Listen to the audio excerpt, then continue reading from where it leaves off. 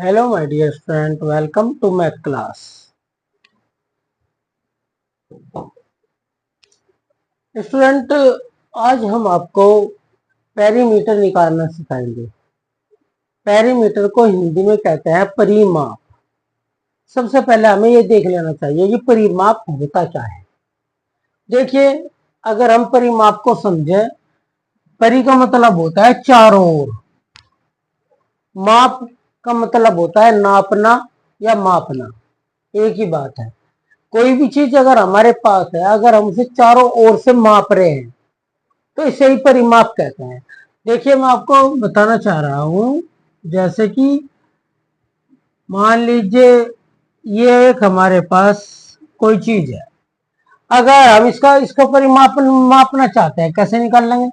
तो यहां से नापते हुए चलेंगे, बाउंड्री को ऐसे नापेंगे किसी इंची टेप से, फीते से, और यहां तक आके नाप लेंगे।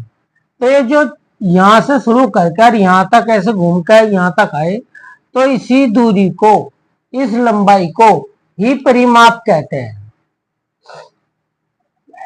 मेन काम तो है मापना ही, ये चारों तरफ से मापना। एक मेज है, मान लीजिए एक मेज है, आप इसे नापना चाहें तो आप यहां से चले मापते हुए इंची टेप से या स्केल से, फीटे से, कहीं से भी आप इसे ऐसे नाप रहे और आपको पता चल गया कि भाई यहां तक है। तो ये जो दूरी है यहां से चल के यहीं तक मिले आके, इसे ही परिमाप कहते हैं। परिमाप की आवश्यकता क्यों है, हमें क्यों निकालना चाहिए परिमाप? मान लीजिए आपके पास एक ट्रायंगल टाइप कोई भी, ये आपके पास एक बोर्ड है, आप इसके चारों ओर एक झालर लगाना चाहते हैं, या जो यहाँ की है बल्ब की लड़ी लगाना चाहते हैं आप इसके चारों ओर, है ना? तो आप इसके चारों ओर कितनी, यहां से कितनी वो लाए कि जो पूरी पर ज्यादा भी ना रहे और कम भी ना रहे। तो इतनी लड़ी लाने के लिए आप इसका परिमाप निकाल लेंगे, यहां से नापेंगे, यहां से यहां तक, यहां से यहां तक। तो मान लीजिए इसका परिमाप 10 मीटर आ गया, तो आप 10 मीटर की लड़ी ले आएंगे और उसके चारों तरफ फिट आएगी। अगर आप अंदाजे से लाएंगे तो 1 मीटर कम भी रह सकते हैं, 1 मीटर ज्यादा भी रह सकती है। तो परिमाप की आवश्यकता यही है। मान लीजिए आपका कोई खेत है, उसमें जानवर घुसते हैं? मान लीजिए आपका एक खेत है, इसमें जानवर घुस रहे हैं, तो आप चाहते हैं चारों तरफ इसके कांटों की एक बाड़ लगा दी जाए, जो तार होते हैं लोहे के कांटेदार, उसकी बाड़ लगा दी जाए ताकि जानवर अंदर न जाए। तो आपको कितना तार खरीदना कि इसके चारों तरफ एक बाड़ लग जाए, या 2 बाड़ लग जाए, या 3 लग जाए, 3 बार तार पुर जाए, है? तो आप क्या करेंगे, उसके लिए आप इस यहां से चलेंगे और यहां तक का इसे नापते हुए चलेंगे, किसी भी स्केल से, किसी भी चीज से, और जो ये दूरी होगी उतनी दूरी का आप तार ले आएंगे। तो इसे ही परिमाप कहते हैं। समझ में आया परिमाप की आवश्यकता क्यों है, क्यों क्यों समझना, निकालना चाहिए हमें परिमाप? तो अब देखते हैं परिमाप निकालने के तरीके, मेथड। परिमाप कैसे निकालते हैं, आपने समझ लिया परिमाप क्यों होता है ना? क्या होता है, क्यों निकालना चाहिए। अब देखिए, परिमाप यानी कि इंग्लिश में पेरीमीटर कहते हैं, किसी भी आकृति को चारों ओर से मापना परिमाप कहलाता है। देखो, कोई ऐसी फिगर हो सकती है, ऐसी फिगर हो सकता है, ऐसी फिगर हो सकती है। ये फिगर ऐसी है जिनमें कोई दो साइड तो समान है, लेकिन अधिकतर जो है वो असमान है ना? कुछ स्पेशल साइड्स होती है, जैसे आमने सामने की जो अपोजिट साइड है वो इक्वल है, जितनी है इतनी यह है, और जितनी है इतनी यह है। ये 3 है तो ये भी 3 है, ये 2 है तो ये भी 2 है। अगर सारे के सारे एंगल इसके राइट एंगल है, तो अगर ऐसी कोई फिगर है उसे हम कहते हैं आयत। क्या कहते हैं सब? आयत। आयत का अपना एक विशेष फॉर्मूला होता है, वर्ग, जिसमें सिर्फ एक ही साइड दी हो, यानी कि इसका मतलब एक साइड दी हुई का मतलब ये चारों साइड इक्वल है। तो सही, ये भी 5 है, ये 5 है, ये भी 5 है। ये होगा वर्ग यानी कि स्क्वायर। ये ट्रायंगल है, इसमें भी एक साइड दे रखी, तो इसलिए समबाहु त्रिभुज है, यानी एक इक्विलैटरल ट्रायंगल है। तो ये भी चार है, ये भी चार है ना। और ये समबाहु त्रिभुज है, स्केलेन ट्रायंगल है ना। इसकी सारी अलग अलग होती है, तो इन सबके फॉर्मूले अलग अलग होंगे। एक मास्टर फॉर्मूला होता है जो सब में लग जाता है। कोई भी किसी भी आकृति का अगर आपको पेरीमीटर निकालना तो सब में लगेगा, और वो है पहले वाला formula. Perimeter equal to total of all side of given figure. ये फॉर्मूला आप किसी में भी लगा लो, इनमें से सब में लगेगा। ठीक है जी। यानी कि परिमाप क्या होता है? परिमाप इक्वल टू दी हुई आकृति की सभी विमाओं का जोड़, यानी कि जितनी भी आकृति दे रखी इन सबको जोड़ दो, है ना, चाहे कोई सी भी है। ठीक है, तो देखिए हमने ये वाली फिगर ली, इसमें ये लंबी है, ये छोटी है, ये अलग है, ये अलग है, चारों की चारों इसकी अलग है। तो हमने चारों को एक साथ लिखा 1 4 1 2, अब सबको जोड़ दिया, 8 आंसर आ गया। यही परिमाप है। इसे भी आप ऐसे लिखेंगे, नुई रख के जोड़ देंगे, इसे भी आप ऐसे लिखेंगे, नुई रख के जोड़ देंगे, इसे भी आप इन सब के लिए फॉर्मूला लगाकर सबको ऐड कर सकते हैं। परिमाप का मतलब ही समझ लो आपकी ऐड है।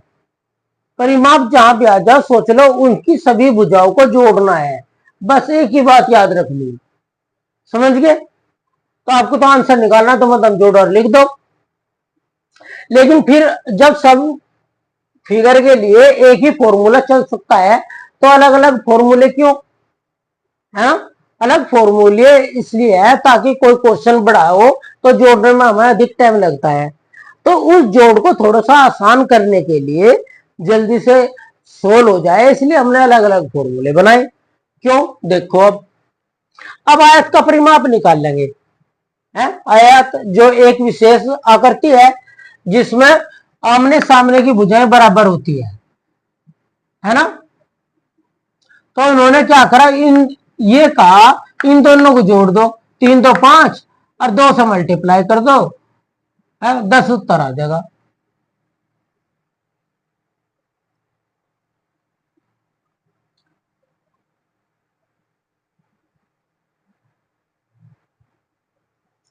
है ना जी।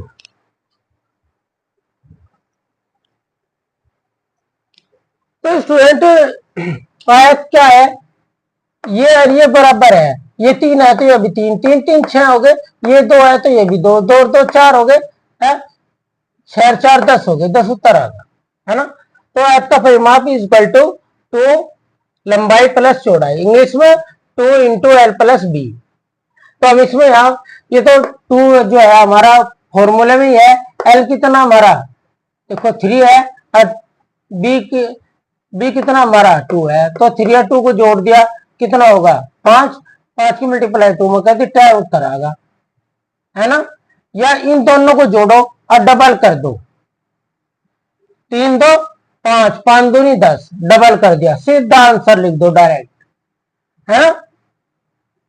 तो ये थोड़ा सा अलग था, चाहो तो आप हमने इसे इस वाले तरीके से भी करके दिखाया पहले वाले फॉर्मूले से।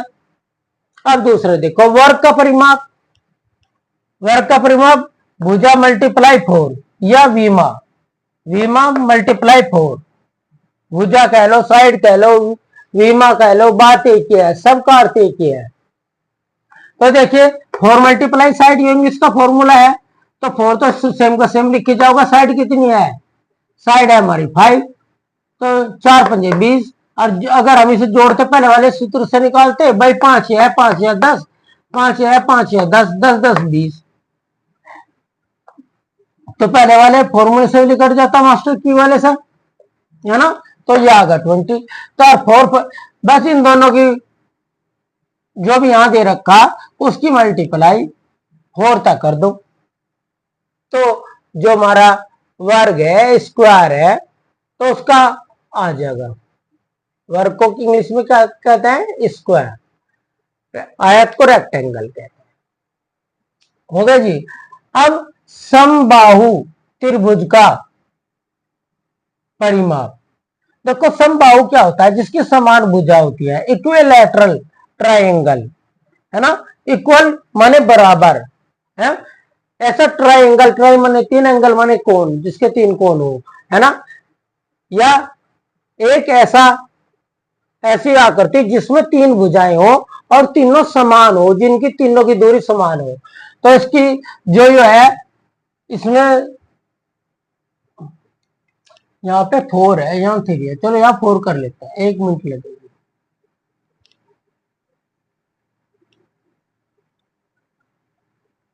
अच्छा ये तो 3 था।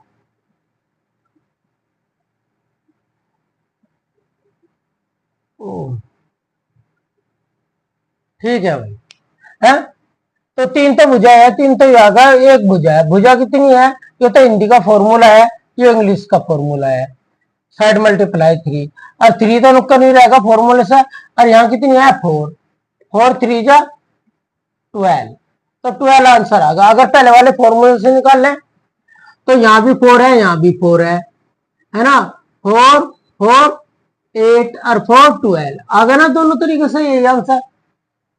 अब बता भाई, जिसमें जितनी भुजा हो, अगर एक डिजिट दे रखी, जिसमें जितनी भुजा है उससे उसकी मल्टीप्लाई कर दो।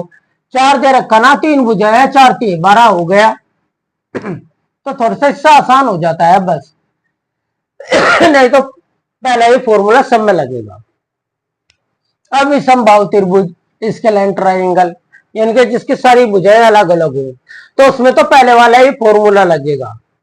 बस इसमें ये फॉर्मूला सब में लग जाएगा। हम इसमें ये नहीं लिखते कि भाई रेक्टेंगल है, ट्रायंगल है, क्या है ना। और जैसे हमने यहाँ लिख भी दिया नीचे, समबाहु त्रिभुज का परिमाप दी गई आकृति की सभी भुजाओं का योग, है?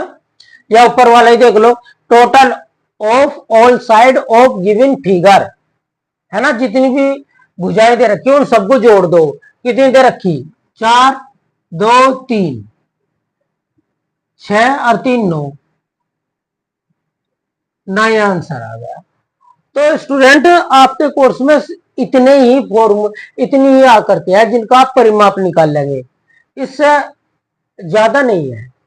अगर हो भी, चलो पेंटागोन दे दिया, हेक्सागोन दे दिया, ओटागोन दे दिया, अष्टागोन दे दिया, ये भी दे दिया, इनका परिमाप नहीं करवा रहा, तो आप अगर आपसे उनके फॉर्मूले नहीं भी पता, आप पहले वाला फॉर्मूला लगाओ, सभी आकृतियों को जोड़ दो लिख कर। तो मुझे तो उम्मीद है आपसे 100% सारे फॉर्मूले और सभी जितने भी आपके कोर्स में है, सबका परिमाप आप इस फॉर्मूले से, पहले वाले से ही निकाल लेंगे, है ना। और ये ऐसा है तो दूसरे वाले से निकाल लेंगे। अगर स्कूल में सवाल आ रहे आपके, कोई करा तो आप ये फॉर्मूले का यूज कर लेंगे। और नहीं, अगर आप नवोदय में निकाल रहे तो सिर्फ टोटल ऑफ ऑल साइड से सारा सबके परिमाप निकाल दो। ठीक है जी, आज हमने आपको परिमाप सिखाया, कल हम आपको एरिया सिखाएंगे। अगर आपको हमारी वीडियो अच्छी लगती है तो लाइक करें, सब्सक्राइब करें। अगर कोई सलाह है तो आप कमेंट में कमेंट लिख सकते हैं। Thank you for watching this video.